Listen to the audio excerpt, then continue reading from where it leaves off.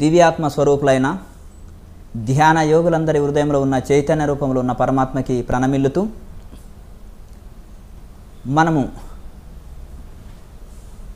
ఎంతో 84 లక్షల జీవరాశుల్లో కేవలం మానవ జన్మ మాత్రమే ముక్తి పొందుటకై వచ్చింది. మిగతా జంతు జన్మలన్నీ భోగ జన్మలు. అంటే తినడం, పండుకోవడం, సంసారము ఇవన్నీ భోగాలు అనుభవించుట కోసమే జంతు జన్మలు. ఒక మానవుడి జన్మ మాత్రము ధర్మార్థ కామమోక్షముల కోసం ప్రయత్నం చేస్తారు. అంటే మిగతా సంసారము, భార్య, బిడ్డలు అన్నిట్లలో ఉండి కూడా మళ్ళీ ముక్తికై ప్రయత్నం చేస్తాడు కనుక మానవ జన్మ శ్రేష్టము. మిగతా జంతు జన్మలు ముక్తికై ప్రయత్నం చేయవు. వాటికి ఆ తెలివి లేదు. ఒక మనిషికి మాత్రమే ఈ యొక్క తనను తను తెలుసుకుంటాడు, తనని సృష్టించిన పరమాత్మని తెలుసుకుంటాడు. అందుకనే మానవ జన్మ శ్రేష్టమని సమస్త శాస్త్రాలు, సమస్త గురువులు చెప్తున్నారు. చిన్నప్పుడే 12వ ఏటనే హిమాలయస్ వెళ్ళిపోయి చాలా సంవత్సరాలు మా జీవితం అక్కడే గడిచింది కనుక యథా గురు తథా శిష్య, యథా గురు తథా శిష్య అంటే గురువు ఏది నేర్పితే శిష్యుడు అదే నేర్చుకుంటారు. ఎందుకంటే ఆ విధంగా మనము అక్కడికి వెళ్ళిన తర్వాత మా గురువు గాలి తిని ఉండేవాళ్ళే కనుక అవధూతగిరి మహారాజు మరి మాకు ఆకులు తినడం నేర్పించారు కనుక ఆకులు తింటూ జీవిస్తూ మేము ఆ సాధనలు చేసినాం. అక్కడ ఒక క్రమ పద్ధతిలో, అష్టాంగ యోగంలో ఒక క్రమ పద్ధతిలో శిక్షణ ఇస్తారు. చాలా టెస్టులు పెడతారు. ఇంకా ఈ కాలంలో 3 పూటలు భోజనం ఉంటుంది, 6 నెలలైన రూము ఫ్రీ, ఫుడ్ ఫ్రీ, ధ్యానం ఫ్రీ, అన్ని శిక్షణ ఫ్రీ, ధ్యానం చేసుకోండి అయ్యా అంటే 6 నెలలు ఉంటానంటాడు, సాయంత్రం వరకే రెడీ అవుతారు. అంటే దీంట్లో వైరాగ్యం ఉండాలి. వైరాగ్యం లేకనే ఇప్పుడు ఈ ప్రపంచంలో అందరు ఏం చేస్తున్నారంటే నేను 10 ఏళ్ళ నుంచి ధ్యానం చేస్తున్నానండి, ఇంకా నా మనసు సహకరిస్తలేదు, పరిగెత్తుతుంది, ఇటు అటు పరిగెత్తుతుంది, నిలకడగా ఉండలేకపోతుంది అంటారు. ఇంకా కొంతమంది 1-2 నిమిషాలు 1 నిమిషమో నిలకడ ఉండి చాలా శాంతిని పొందుతున్నానండి, కానీ మళ్ళీ అదే వెంటనే ఆ శాంతిని ఎక్కువసేపు నిలుపుకోలేకపోతున్నానండి అని చాలామంది అంటారు. అట్లా ఈ విధంగా దీనికి కారణం ఏంటంటే ఒకటి బాడీ ఫిట్, మైండ్ ఫిట్ లేకపోవడం. ఈ యొక్క ఆసనాలతోటి బాడీని ఫిట్ చేసుకోమని యోగ శాస్త్రం చెప్తుంది. అలాగే ప్రాణాయామ ద్వారా మనసును వశం చేసుకోమని ఈ యొక్క యోగ శాస్త్రం చెప్తుంది. అలాగే ఈ ఒక్కరి సమస్య కాదు, అర్జునునంతటి వీరుడే అన్నాడు, చంచలం హి మన కృష్ణ, చంచలమైంది వాయోరివ సుదుష్కృతం. ఈ వాయువులాక ఈ యొక్క నేను వాయువుని చేతిలో పట్టుకోలేనట్టుగా ఈ మనసుని నేను చేతిలో పట్టుకోలేకపోతున్నాను ఆ కృష్ణ అని అంటారు. ధ్యాన యోగులు పాటించేది కొన్ని సిద్ధాంతాలు ఉంటాయి. సూత్రం లేనిది లెక్క రాదు. ఇప్పుడు ఫ్లైట్ నడవాలంటే కొన్ని సూత్రాలు ఉంటాయి, ఈ ఒక స్టీమర్స్ నడవాలంటే కొన్ని సూత్రాలు, ఒక సూత్రం ఒకదానికి వర్తించదు. కనుక ఈ యొక్క యోగంలో మనసు నిలపనికి కూడా కొన్ని టెక్నిక్లు, కొన్ని సూత్రాలు ఉన్నాయి. అది అభ్యాస వైరాగ్యం తన్నిరోధ అని పతంజలి మహర్షి అంటారు. అభ్యాసేనతో కౌంతేయ వైరాగ్యేన చ గృహ్యతే అని భగవద్గీతలో కృష్ణ పరమాత్మ చెప్తారు. అభ్యాస వైరాగ్యాలు. అభ్యాసం అంటే ఏంటి? ప్రాక్టీస్. ప్రతి రోజు ప్రాక్టీస్ చేయడం. అభ్యాసం అంటే సాధన అంటే దాన్ని నిరంతరం సాధన చేయడమే అభ్యాసం. ఆ అభ్యాసంతో మనకు అందులో ప్రావీణ్యం లభిస్తుంది. ఏనుగు సైకిల్ దొక్కగలుగుతుంది. సర్కస్లో ఎన్నో విన్యాసాలు చూస్తున్నాం, అది అభ్యాస బలం, సాధన బలం. సాధన అంటే ధ్యానం కాదు, సాధన అంటే ప్రాక్టీస్. ధ్యానాన్ని సాధన చేస్తే ధ్యానంలో అనుభవం వస్తుంది. ఇక్కడ ఆహారంలో కొంత ధ్యాన యోగులు కొంత ఈ యొక్క ఆసనాల ప్రాణాయామాలని కొంత కలిగి ఉండాలి. ఆసనాలు లేకుండా కనీసము ప్రాణాయామలో ఒకటైనా పట్టు సాధించాలి. అప్పుడు మనం ఏకాగ్రత పొందుతాం. అలాగే చక్కగా ఈ యొక్క పూర్వకాలంలో ఇవన్నీ కూడా ఇవి అందించేవాళ్ళు. చక్కటి ఆహార నియమం ఉండేది, చక్కటి యోగాభ్యాసం ఉండేది. ఆ యోగాభ్యాసము, ధ్యానాభ్యాసాన్ని వాళ్ళు నిత్య జీవితంలో దేనికైనా వాడుకోవచ్చు. మన దగ్గర ఈ యొక్క ధనం ఉంది, దాన్ని దేనికైనా వాడుకోవచ్చు. ఇల్లు కట్టుకోవచ్చు, కారు తీసుకోవచ్చు, ఇంకేదైనా తీసుకోవచ్చు, ఇంకా మంచి కార్యాలకు ఉపయోగించుకోవచ్చు. అలాగే మనలోన యోగం ఉంది. ఆ యోగం వలన మన ఏకాగ్రత పొందుతాం. ఆ ఏకాగ్రతని మనం నిత్య జీవితంలో కార్యంలో అన్ని పనుల్లో వినియోగించుకోవచ్చు. ఒక విద్యార్థి, స్టూడెంట్ తన ఎడ్యుకేషన్లో, తన చదువులో వినియోగించుకుంటాడు ఆ ఏకాగ్రతని. ఒక ఆర్మీ వాళ్ళు ఉన్నారు, దాన్ని చక్కగా వాళ్ళు యుద్ధం చేయడానికి యూజ్ చేసుకుంటారు. ఎందుకంటే మనకు ఒక గన్నుని పేల్చినప్పుడు ఒక టార్గెట్ అనే ఒక గుర్తు వస్తుంది. ఆ గుర్తు ద్వారా లక్ష్యాన్ని కరెక్ట్ ఛేదిస్తారు. అట్లాగే ఈ యోగం అనేది టార్గెట్ లాంటిది. ఎక్కడ మనసు నిలిపితే అక్కడ గుంజకు పశువుని కట్టివేసినట్టయితే గొలుసు చేత అది అక్కడే ఉండిపోతుంది. ఇంకా అలాగే ఈ మనసుని కట్టివేయాలనంటే ఈ యొక్క చక్కగా యోగముతో కూడిన ధ్యానం ఎప్పుడైతే చేసినామో మనసు అంతర్ముఖం అయిపోతుంది. మా గురువులు మాకు ఇచ్చిన శిక్షణ ఇదే. ఏమన్నా విఘ్నాలు వచ్చినప్పుడు మధ్యలోనే సాధన వదిలిపెడుతుంటాము, కానీ అట్లా చేయొద్దు. మనం ఆత్మజ్ఞానము, ఆత్మ సాక్షాత్కారము పొందేటప్పుడు నిర్వికల్ప సమాధియే మన లక్ష్యంగా తీసుకొని వెళ్ళాలి. నిర్వికల్ప సమాధితోటి మనిషికి ఏమవుతుందంటే దాని వలన బ్రహ్మజ్ఞానం కలుగుతుంది. బ్రహ్మజ్ఞానంతో మనిషికి అయితే మమాత్మ సర్వభూతాత్మ సర్వం బ్రహ్మమయం జగత్ అనే అనుభూతి కలుగుతుంది. అలాగే గురువు ఏదైతే తత్వమాసి పరబ్రహ్మ స్వరూపమే అయి ఉన్నవని గురువు చెప్పిన ఆ వాక్యము స్వయం అనుభవంలోకి రావాలంటే అహం బ్రహ్మస్మి అనే స్థితికి రావాలంటే అప్పుడు మనం నిరంతరం సాధన చేస్తూ ఉండాలన్నమాట. అందుకనే ఈ యొక్క మనకు నిత్య జీవితంలో వేదాంతం ఉండాలి. ఆత్మానాత్మ విచారణ, ప్రకృతి పరమాత్మ చెప్పే వేదాంత విచారణ ఉండాలి.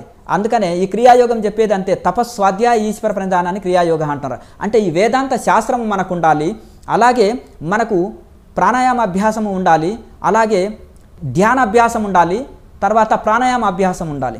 ప్రాణాయామ అభ్యాసం ద్వారా నిత్య జీవితంలో మనం ధ్యానంలో ప్రాణాయామాన్ని వినియోగించుకున్నట్టయితే ఉన్నత శిఖరాలు అందుకుంటాం. ఇది ఫ్లైట్ మార్గం లాగా పరమహంస యోగానంద గారు ఒక యోగి ఆత్మకథలో కూడా ఇది ఫ్లైట్ మార్గం అంటారు. ప్రాణాయామ చేసి ధ్యానం ఏదైతే చేస్తామో ఫ్లైట్లో కూర్చొని వెళ్ళినట్టుగా మనము వెంటనే అంతర్ముఖం చేస్తామని చెప్తారు. ఇక భగవద్గీత ఆశయాన్ని చర్చించుకుందాం. ఇప్పుడు భగవద్గీత ఏం చెప్తుంది? 6వ అధ్యాయంలో అంత ధ్యాన యోగాన్ని గొప్పగా చెప్పింది. 4వ అధ్యాయంలోనేమో అపానే జూహతి ప్రాణం ప్రాణాపాన తతాపరే ప్రాణాపాన గతిరుద్వ ప్రాణాయామ పరాయణ. ఇక గతంలో కూడా నేను ఈ విషయాలు చాలా చెప్పినాను ఈ యొక్క 4వ అధ్యాయంలోనివి. అయితే ఇప్పుడు 8వ అధ్యాయంలో యోగి ఎలా దేహం వదులుతాడు అనేది, యోగి ఏ విధంగా దేహం వదిలితే ముక్తి లభిస్తుంది అనేది చెప్తున్నా. అంటే ప్రయాణకాలే మనసాచలేన భక్త్యాయుక్త యోగ బలేన చైవ. అలా ఈ విధంగా ఈ శ్లోకంలో చక్కగా వాళ్ళు ఈ విధంగా యోగ బలం చేత ఈ యొక్క బ్రోవరు మధ్య ప్రాణమవేశ సమ్యక్. అయితే ఏ విధంగా అవుతుంటుందో ప్రయాణకాలంలో దేహం వదిలేటప్పుడు యోగి తన యొక్క భక్తి చేత యోగ యుక్తి చేత తన మనసునంతా ప్రాణంనంతా తీసుకొని వచ్చి బ్రువరు మధ్య ప్రాణమవేశ సమ్యక్గా చక్కగా ఆ యొక్క భ్రూమధ్యంలోనే ప్రాణముని నిలుపుకొని సతం పరం యాతి పరం పదం అంటున్నాడు. అయితే ఏ విధంగా అవుతున్నాడు అక్కడ ఆ విధంగా మనసును అక్కడ నిలుపుకొని కేంద్రీకృతం చేసి పరమాత్మలో ఉన్న మనసును నిలిపి ఆ విధంగా యోగి దేహము అంటే పరమాత్మని పరమ పురుషుణ్ణి అయిన పరమాత్మని పొందుతున్నాడు అని చెప్తారు. అలాగే తర్వాత కూడా భగవద్గీతలో ఇంకా వరుసగా 3-4 శ్లోకాల్లో వీటి గురించే చెప్తున్నారు. అనేకమైన ఈ ఎన్నో శ్లోక ప్రమాణాలతోటి ఇక ఓం మిత్యేకాక్షరం బ్రహ్మం వ్యవహారాన్ మా మనస్మరన్. అయితే ఈ విధంగా ఓంకారాన్ని ఉచ్చరిస్తూ మనసుని హృదయంలో నిలిపి ప్రాణాన్ని బ్రహ్మరంధ్రంలో నిలిపి ఈ విధంగా యోగి దేహం వదిలి చివరికి ఆ పరమాత్మనే పొందుతున్నాడు, ముక్తిని పరమపదాన్ని పొందుతున్నాడని మనకు అనేకమైన శ్లోక రూపంలో భగవద్గీతలో ఎన్నో ప్రమాణాలు ఉన్నాయి. ఇట్లా ఈ విధంగా ఋషుల ఆశయం కూడా అదనమాట. ఎందుకంటే అంతర్ముఖం కావడానికి ఇప్పుడు ఈ ప్రపంచంలో నాస్తి ధ్యాన పరో తప, నాస్తి ధ్యాన పరో యజ్ఞ, నాస్తి ధ్యాన పరో జప. ఇవన్నీ ధ్యానానికి మించిన జపము తపము ఇవన్నీ ఏమి లేవు. ధ్యానము చాలా గొప్పది, కానీ ధ్యానంలో మనసు అంతర్ముఖం కావాలనంటే ఋషుల ఆశయం ఏంటిదంటే ఏదో ఉపనిషత్తులో కూడా ఎన్నో ప్రమాణాలు ఉన్నాయి. కనుక ఈ యొక్క యోగాభ్యాసం అనేది ఏం చేస్తుందంటే చాలామంది ఏంటంటే భక్తి గొప్పదండి, ఏం యోగము అంటారు. ఆ భక్తిలోన భగవంతునిలోన మనసు ఐక్యం చేయకుండా మనము ఎంతసేపు ఎన్ని పూజలు చేసినా, హోమాలు చేసినా, యజ్ఞాలు చేసినా, తపస్సులు చేసినా, ఎన్ని చేసినా కానీ అవి పూర్తి ఫలితాన్ని ఇవ్వలేవు. ఎలా అంటే పూర్వకాలంలో సంధ్యావందనం చేసినా, పూజ చేసినా, ఏది చేసినా సంకల్పము అని చెప్పుకుంటారు. అంటే మేము పలాని ఊరు వాళ్ళము, పలాని ప్రదేశము, పలాని గోత్ర సూత్రం ఉంది, మేము ఈరోజు పూజ హోమము ఈ జప తపములు చేస్తున్నామని సంకల్పం చెప్పుకొని చేస్తారనమాట. అయితే అందులో కూడా సంకల్పంలో ప్రాణాయామ వినియోగ అంటారు. అక్కడ ఒక 5 ప్రాణాయామాలు చేయించి కర్మకాండాలు చేయించేవాళ్ళు. ఎందుకు కర్మకాండాల్లో ఈ ప్రాణాయామాన్ని చెప్పారంటే ప్రాణాయామం చేసినప్పుడు మనసు అంతర్ముఖం అవుతుంది. ఆ చేసే కర్మకాండాల్లో కూడా ఏకాగ్రతతోటి చేసి చక్కగా చేసి చక్కటి ఫలితం పొందుతారనేది ఆ యొక్క ఋషుల ఆశయం అనమాట. కానీ మనము ఈ విధంగా మెల్లమెల్లగా చిన్నపిల్లవాడికి స్కూల్కి వెళ్ళినప్పుడు ఏబీలు దిద్దిపిస్తారు. అది ఎందుకంటే మొదలే వెళ్ళంగానే పుస్తకం ఇవ్వరు, ఎందుకంటే ఈ విధంగా మెల్లమెల్లగా అభ్యాసం చేసుకుంటారని. ఈ విధంగా 5 ప్రాణాయామాలు చేయించి కర్మకాండాలు ఎందుకు చేయించారంటే ఇట్లా ప్రాణాయామంలో అభ్యాసం అవుతారు. ఆ ప్రాణాయామం వలన మనసు అంతర్ముఖం అవుతుంది, మెల్లమెల్లగా అభ్యాసం అవుతారు. అభ్యాసమైన తర్వాత మనసు ప్రాణాయామతోటి అంతర్ముఖమైన తర్వాత వాళ్ళు చేసే పూజ తపము జపము అన్నిట్లో చక్కగా చేసి చక్కటి ఫలితం పొందుతారు అనేది ఋషుల యొక్క ఆశయం. అందుకనే కర్మకాండంలో కూడా నిత్య జీవితంలో కూడా ఈ యొక్క యోగాభ్యాసాన్ని వాళ్ళు చేర్చారు. ఇందులో ఊరికే జీవితాంతం ఆసనాలు వేసుకుంటుంటే లాభం లేదు. పూర్వము చాంగదేవుడని 1400 సంవత్సరాల హఠయోగంతో జీవిస్తాడు. రమణ మహర్షి కూడా అంటాడు, ఎన్ని సంవత్సరాలు జీవిస్తే ఏమిది నాయన బ్రహ్మజ్ఞానం రాకపోతేమి. ధ్రువుడు ప్రహ్లాదుడు అతి చిన్న కాలంలోనే చిన్న బాలురే బ్రహ్మజ్ఞానం పొందారు.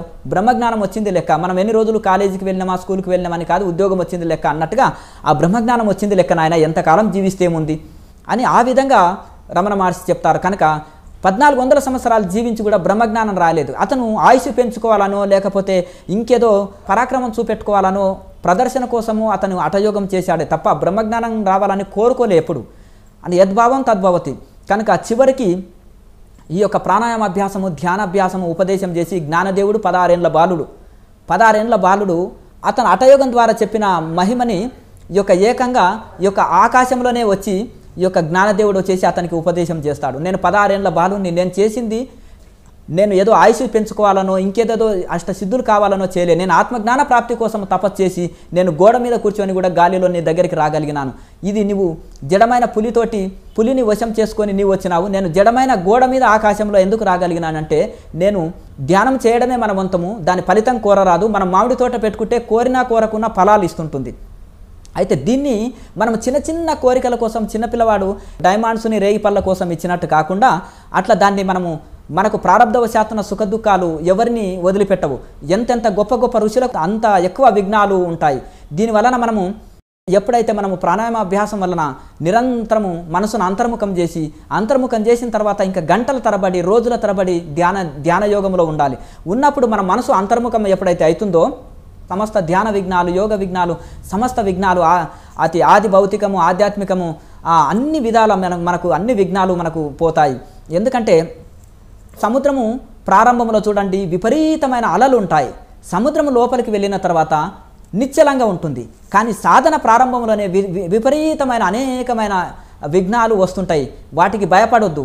అట్లా సముద్రాన్ని మనం పోగలుగుతామా, ఇంత పెద్ద అలలు వస్తున్నాయి అనకుండా నడి సముద్రంలో వెళ్ళిన తర్వాత పడవ ద్వారా వెళ్తుంటే నడి సముద్రంలో పోతే ఏ అలలు లేవు. ప్రారంభంలోనే అనేకమైన విఘ్నాలు వస్తుంటాయి. వాటిని ఓర్చుకొని మనము ముందుకు వెళ్తుండాలి. తర్వాత నిశ్చల స్థితిని అందుకుంటాం.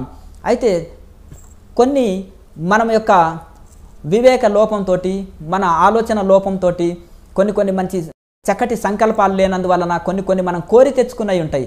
అటువంటివి దానివలన ఋతంబర ప్రజ్ఞ చేత, వివేక ఖ్యాతి చేత యోగికి ఎప్పుడైతే సమాధి స్థితి ద్వారా వివేక ఖ్యాతి పెరుగుతుంది, ఆ వివేక ఖ్యాతి వలన రాబోయే దుఃఖాలను కూడా తెలుసుకుంటాడు, రాబోయే కష్టాలను తెలుసుకుంటాడు, రాబోయే సమస్యల్ని కూడా పరిష్కరించుకొని అవన్నిటిని తొలగించుకోగలుగుతారు.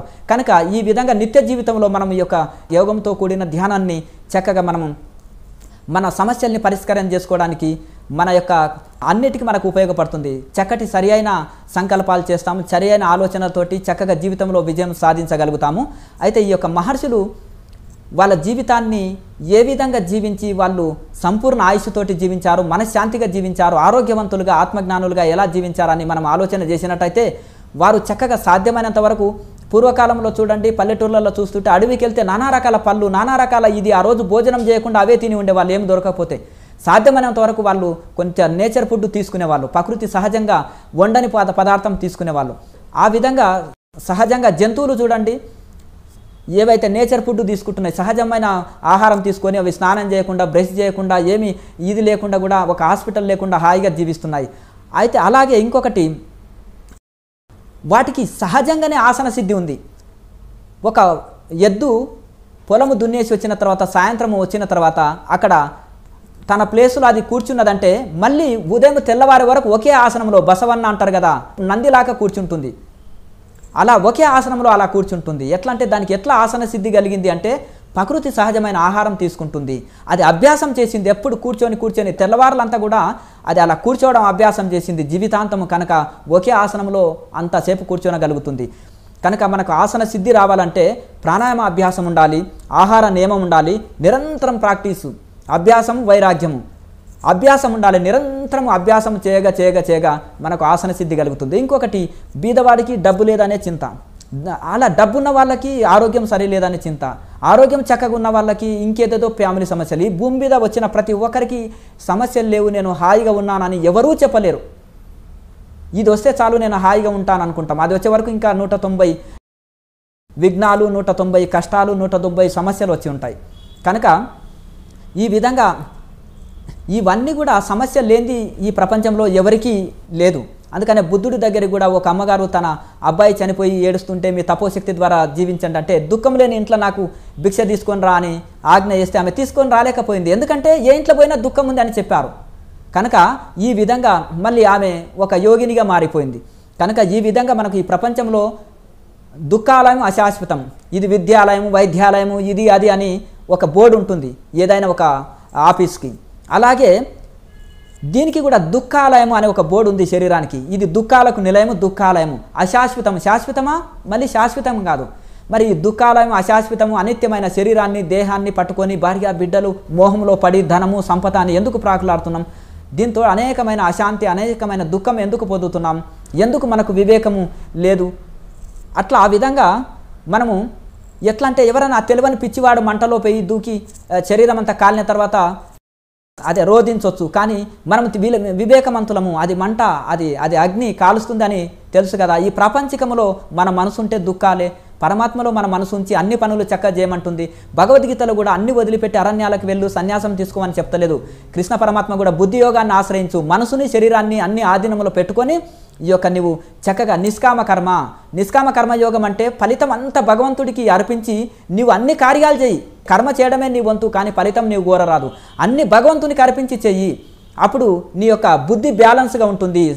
దాన్నే బుద్ధి యోగము అంటారు, సమత్వ బుద్ధి యోగము అంటారు. కనుక ఆ సమత్వ బుద్ధి యోగములో నీ చిత్తము ఎంతో ప్రసన్నత చెందుతుంది. ఎందుకంటే సుఖము దుఃఖము లేదు, లాభం నష్టం లేదు, అది దైవ కార్యాలుగా మారిపోతున్నాయి. అప్పుడు ఇంకా నీవు దైవ కార్యం భగవంతునికి అర్పించి చేసినావు కదా, నీ కార్యం అయితే నీకు సుఖము దుఃఖము లాభము నష్టం ఉంటుంది. ఒక కోటీశ్వర్ల ఇంట ఒక పని మనిషి ఉంటుంది, ఆమెకు లాభ నష్టం ఏం లేదు, అంతా ఆ యజమానికే వస్తుంది. అలాగే మనం కూడా భగవంతుడికి మనం అర్పించుకొని అన్ని కార్యాలను అర్పించుకొని చేసినప్పుడు మనకు సుఖ దుఃఖాలు లాభ నష్టాలు లేవు.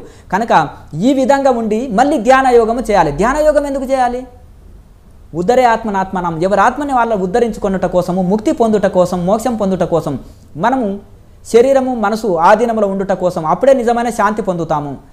అలా శాంతిగా ఉండాలంటే ఈ యొక్క మనకు ప్రాణాయామ అభ్యాసం ఉండాలి, ధ్యాన అభ్యాసం ఉండాలి. ఈ యొక్క బాడీ మైండ్ని కంట్రోల్ చేసేది ప్రాణాయామ. మనసుని అంతర్ముఖము చేసి పరమాత్మలో లయం చేసేస్తుంది. అంతర్ముఖమైన మనసులో ధ్యానం వెంటనే మనకు ధ్యానావస్థ, గాలి లేని చోట దీపం వలె.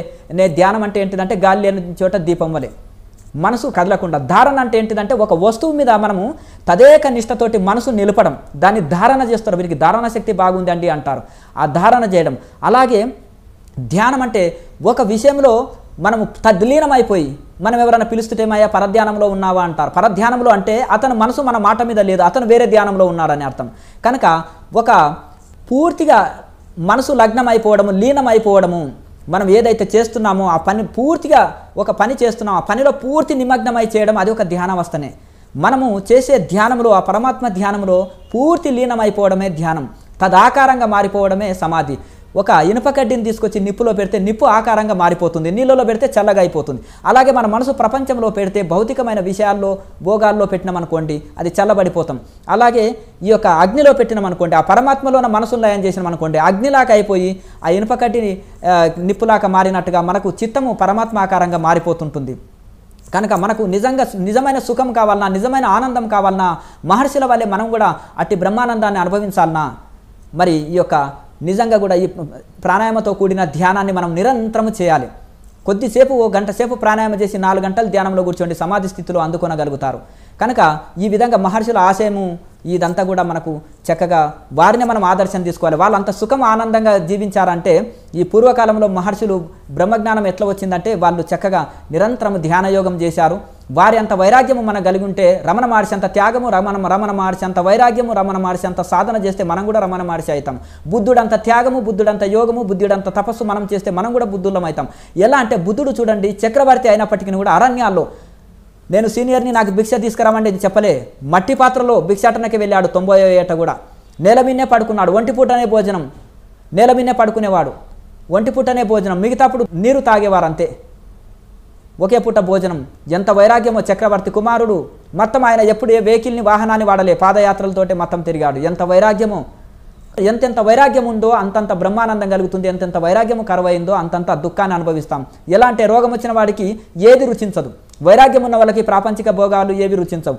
కానీ వైరాగ్యము తక్కువైంది అనుకోండి, రోగము నయమైన తర్వాత ఏదో నా కోసం స్వీట్ తెచ్చినావు కదా మంచిది, నేను మొన్న వద్దు అని చెప్పినాను కదా, అది ఎక్కడ పెట్టినావు అంటే అతని రోగం నయమైంది కాబట్టి ఇప్పుడు తినుటకు అతనికి నాలుకలో రుచి వస్తుంది కనుక ఇప్పుడు కోరాడనమాట.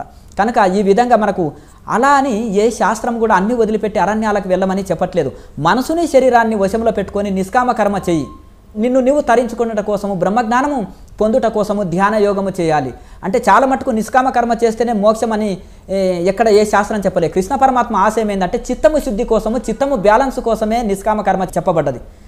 చిత్తంలో ఏ వికారం నొందకుండా ఉండుట కోసమే. ఎందుకంటే చిత్తం ఎప్పుడు సుఖము దుఃఖానికి కుంగిపోతుంటాం, లాభ నష్టానికి కుంగిపోతుంటాం, చిత్తం బ్యాలెన్స్గా ఉండదు. నిష్కామ కర్మ వలన దైవార్పిత కర్మలతోటి చిత్తం బ్యాలెన్స్డ్గా ఉంటుంది. అప్పుడు మనకు మనశ్శాంతిగా ఉంటాం, ఆ చిత్తం బ్యాలెన్స్ ఉంటుంది. అలాగే నిష్కామ కర్మ వలన పూర్వ కర్మరాశి అంతా తొలగిపోతుంది. అప్పుడు ధ్యానయోగం వెంటనే కుదురుతుంది. పాపరాశి ఉన్నందుకు మనసు శరీరం సహకరించదు, మనసు సహకరించదు, మనసులో అంతర్ముఖం కాలేకపోతున్నాం. అది పూర్వకర్మలు ఉన్నందుకు. ఆ పూర్వకర్మలు మనము నిష్కామ కర్మ వలన, అందుకనే పెద్ద పెద్ద సంస్థల్లో ఋషుల్లో మహానుభావులు కొత్తగా వెళ్ళిన విద్యార్థులకు సేవ సేవ సేవ, ఎందుకంటే చిత్తం శుద్ధి కోసం. ధ్యానయోగము చేసుకునే వాళ్ళని ఎక్కువ ధ్యానయోగంనే వాళ్ళకి శిక్షణ ఇచ్చేవాళ్ళు. ఇంకా ధ్యానయోగంలో మనసు నిలుస్తలేదా స్వామి అని చెప్పినప్పుడు వారికి ఎక్కువ నిష్కామ కర్మ అని ఎక్కువ చెప్పేవాళ్ళు. ఇంకా ధ్యానయోగంలో కొంత మనసు కూడా నిలుస్తుంది అంటే వాళ్ళకి నిష్కామ కర్మతో పాటు ధ్యానయోగాన్ని కూడా అందించేవాళ్ళు. ఇటు నిష్కామ కర్మ అటు ధ్యానయోగము మనిషిని నిశ్చింతగా తరిస్తాయి. ఈ నిష్కామ కర్మ వలన మనిషి అంటే ఏ ఫలితము కోరకుండా దైవార్పితంగా చేసే ఈ యొక్క నిష్కామ కర్మతోటి మనిషికి చిత్తము శుద్ధమవుతుంది, పాపరాశి అంతా కాలిపోతుంది, పూర్వకర్మలన్నీ కాలిపోతాయి. ఈ యొక్క ధ్యానయోగంతో ముక్తాత్మలమవుతాం. ఎందుకంటే సూర్యుడికి మేఘాలు ఉన్నాయి, తొలగిపోవాలి, తొలగిపోయినప్పుడు సూర్యుడు కనిపిస్తాడు. కనుక అలాగే ఈ యొక్క పూర్వకాలంలో మాధవాచార్యుడు విద్యారణ్య స్వాముల పూర్వనామధేయం. అయితే వారు గాయత్రి సాధన నిరంతరము ధ్యానాభ్యాసము జపాభ్యాసము చాలా ఇది చేశారంట. ఎన్నో కోట్లు గాయత్రి జపం చేశాడు, నిరంతరం ధ్యానయోగం చేశాడు. గాయత్రి మాతని దర్శనం చేసుకోవాలని ధ్యానయోగాన్ని చాలా గొప్ప తపస్సు చేశాడు. కొన్ని సంవత్సరాల వరకు గాయత్రి మాత దర్శనం ఇవ్వలే. కానీ కొన్ని సంవత్సరాల తర్వాత అమ్మ మీ దర్శనం ఇవ్వండి అని ఎంతో రోధించాడు. ఆయన అమ్మవారు దర్శనం ఇవ్వలే. కొన్ని రోజుల తర్వాత గాయత్రి మాత్రమే స్వయంగా వచ్చేసి ఆయనకు దర్శనం ఇచ్చింది. అమ్మ మాత, నేను ఇప్పుడు మీ దర్శనం నేను కోరలేదు, మరి మీరు ఎందుకు దర్శనం ఇచ్చారు? గతంలో నేను ఎంతో రోధించినాను, ఎంతో వేడుకున్నాను, ప్రార్థించినాను, స్తోత్రం చేసినాను, అయినా కానీ మీరు నాకు దర్శనం ఇవ్వలే. ఇప్పుడు నేను కోరకున్నా మీరు దర్శనం ఇచ్చిన దాని అంతరార్థం ఏంటిదో నాకు తెలియట్లేదు. గాయత్రి దేవిని అడిగినప్పుడు నాయన వెనక్కి చూడు అన్నప్పుడు పెద్ద పెద్ద పర్వతాలు కొండలు అన్ని భస్మం అయిపోతున్నాయంట. భస్మం అంటే ఏమిటి అమ్మ, దీని అర్థం నాకు తెలియట్లేదు అంటే, నీ పాపరాశి పూర్వ జన్మజన్మల నుంచి ఇంత ఉన్నది, ఆ కొండలన్నీ భస్మం అయిపోయినాయి నాయన. ఇప్పుడు నువ్వు అర్హత సంపాదించినావు, నన్ను దర్శనం చేసుకున్నట్టు కోసం అర్హత సంపాదించినావు, అందుకనే నువ్వు కోరకున్నా నేను నీకు దర్శనం ఇచ్చినాను అన్నారు. ఇప్పుడు మీరు చక్కగా ఉత్తీర్ణులు కాలేదనుకో, ఎగ్జామ్స్లో పాస్ కాలేదు, ర్యాంకు సంపాదించుకోలేదు, మీరు కోరిన ఉద్యోగం వస్తుందా? పోనీ 2-3 తరగతిలో 10th వరకే ఉంది అనుకో, మీకు పెద్ద ఆఫీసర్ హోదా రమ్మంటే వస్తుందా? అంటే మనము చేయవలసింది చేయకపోతే రావాల్సింది రాదు. మనము అందులో క్వాలిఫై అయినప్పుడు మనము కోరకుండా ఇంటికే లెటర్ వస్తుంది, మా కంపెనీలో జాయిన్ కాండి, మీకు చక్కగా ఉన్నత సమస్త సౌకర్యాలు కోరుతాం, ఒక కారు బిల్డింగు సమస్త సౌకర్యాలు కలిగిస్తాం, మీకు చక్కగా మా కంపెనీ సీఈఓగా చేస్తాము అని అంటారు. ఎందుకు? మనం ఆ చదువులో అర్హత సంపాదించినప్పుడు మనం కోరకున్న ఉద్యోగం వస్తుంది.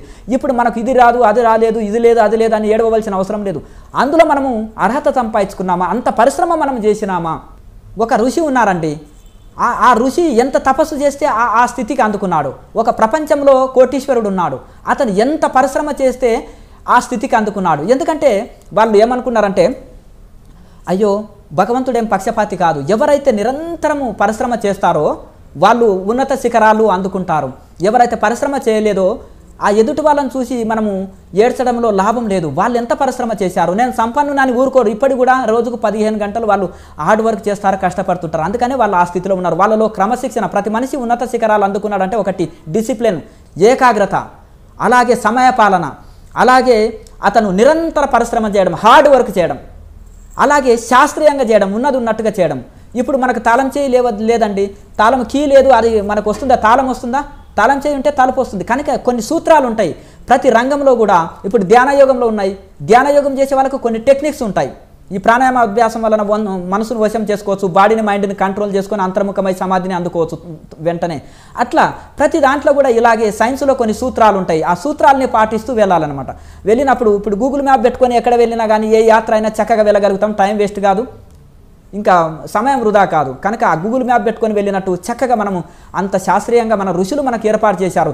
ఈ ధ్యానయోగం చేసి తరించాలి అని కోరుకునే ప్రతి ఒక్కరు కూడా కొంత ప్రాణాయామ అభ్యాసం చేసి వెంటనే ధ్యానం చేయండి. మీ మనసు వెంటనే అంతర్ముఖం అవుతుంది.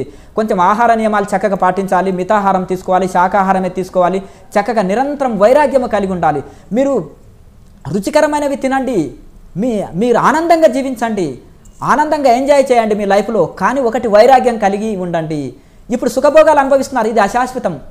అలాగే ఇప్పుడు ఏ సుఖ సౌకర్యాలు కలిగినో ఇవన్నీ అశాశ్వతం, ఎప్పుడో ఒకసారి వదలాలి. ఈ దేహాన్ని నేను ఎప్పుడో ఒకసారి వదలాలి, నేను ఎప్పుడో ఒకసారి చనిపోయేది ఉంది అని రోజు గుర్తుకు చేసుకోండి. దీనివలన మీకు వైరాగ్యం వస్తుంది. ఈ భార్య పిల్లలు ఎప్పుడో ఒకసారి వదిలేయాలి. ఒక ట్రైన్లో వెళ్తున్నాము, మనము స్టేజెస్ వచ్చినప్పుడు ఒక్కొక్కరు యాత్రికులు దిగి వెళ్తుంటారు కదా, అలాగే మనకు జీవితంలో ఎంతోమంది స్నేహితులు కలుస్తుంటారు, ఎంతోమంది జీవితంలోకి ప్రవేశిస్తుంటారు, పోతుంటారు. అలాగే ఈ విధంగా మనము ఇవన్నీ అశాశ్వతము, ఇవన్నీ ఎప్పుడో ఒకసారి నేను విడవాలి అని మనం రోజు స్మరణ చేసుకుంటూ విచారణ చేయడం వలన దీన్ని ఇట్లా విచారణ చేసుకుంటూ మన మరణాన్ని మనం రోజు ఒకసారి గుర్తు చేసుకుంటే ప్రపంచంలో వైరాగ్యం కలుగుతుంది. అవన్నీ అశాశ్వతము, సత్యము నిత్యము శాశ్వతమైన భగవంతుని మనం పట్టుకోవాలి. ఆ భగవంతుని మనము అనుభూతి చెందాలన్నా, భగవంతునిలో ఐక్యమై ముక్తావస్థ పొందాలన్నా కానీ వైరాగ్యము ధ్యానానికి సహకరిస్తుంది. ప్రాణాయామ అభ్యాసం మనసును అంతర్ముఖం చేస్తుంది. అందుకనే ఈ విచారణతోటి వేదాంత విచారణ చేస్తూ ఈ యొక్క వైరాగ్యం కలిగి ఉండాలి. ఈ యొక్క మితాహారం చేత ప్రాణాయామ అభ్యాసం చేత మైండ్ని బాడీని ఆధీనంలో కంట్రోల్ చేసుకొని చక్కగా ఈ యొక్క యోగాభ్యాసం ద్వారా మనసుని ఆధీనంలో చేసుకొని ధ్యానయోగం చేసినట్టయితే వెంటనే మనం కూడా ఒక వివేకానంద స్వామి, ఒక దయానంద సరస్వతి, ఒక బుద్ధుడు, ఒక శంకరాచార్య, ఒక గొప్ప గొప్ప ఋషులు కూడా ప్రపంచ చరిత్రలో నిలిచిన ప్రతి ఒక్క ఋషులకి ఇవన్నీ ఉన్నాయి. కొంతమంది భక్తిని పైకి తీసుకొచ్చి యోగం లోపల చేసేవాళ్ళు, కొంతమంది యోగముని బయటకు తీసుకొచ్చి భక్తి లోపల చేసేవాళ్ళు. కనుక ఇవన్నీ ప్రపంచ చరిత్రలో నిలిచిన వాళ్ళందరూ కూడా విచారణ ఉన్నది, యోగ ప్రాణాయామ అభ్యాసం ఉన్నది, ధ్యాన అభ్యాసం ఉన్నది. ఇవన్నీ కలిపే వాళ్ళు బ్రహ్మజ్ఞానులుగా చరిత్రలో నిలిచారు. 4 వైపుల కాంపౌండ్ కట్టుకుంటే సేఫ్టీ సెక్యూరిటీ ఉంటుంది, మన తోటని జంతువులు ఏవి మేయవు. అలాగే ఈ విధంగా మనకు ఈ ప్రపంచ చరిత్రలో నిలిచిన ప్రతి ఋషులకి ఇవి ఉన్నాయి. విచారణ ఉన్నది. కొంతమంది వేదాంతులు విచారణే చాలంటారు, విచారణ సరిపోదు, అన్నమన్నం అంటే ఆకలిపోదు. అలాగే ఇంకా కొంతమంది యోగాభ్యాసం చాలంటారు, యోగంతో ఆరోగ్యం ఉంటాడు, ఏకాగ్రత ఉంటే లాభం లేదు, దానికి ధ్యానం తప్పకుండా చేయాలంటే ఒకటి చేసేవాళ్ళు రెండోది చేయాలని దీని అర్థం, అంతే. ఒకటే చేసేవాళ్ళు. అలాగే ఈ యొక్క వేదాంతులు చేసే విచారణ చేయాలి, యోగులు చేసే ప్రాణాయామం చేయాలి, ధ్యానులు చేసే ధ్యానాన్ని చేయాలి. ఈ 3 కలిపి ఎవరైతే చేసినారో ఇది బ్రహ్మాస్త్రం. ఇవన్నీ కలిపిందే బ్రహ్మాస్త్రం. ఆ బ్రహ్మాస్త్రం కొట్టిందంటే ఇంకా కట్టుబడాలి. ఎటువంటిది మనసు అనే జీవుడు వెంటనే బ్రహ్మాస్త్రానికి కట్టుబడిపోతాడు. ఎవరి దగ్గర విచారణ, ప్రాణాయామము, ధ్యానాభ్యాసం 3 కలిపి చేస్తారో రాకెట్ మార్గం ఇది, వెంటనే మన ముక్తాత్ములు అవుతారు. లోకా సమస్త సుఖినో భవంతు. ఓం.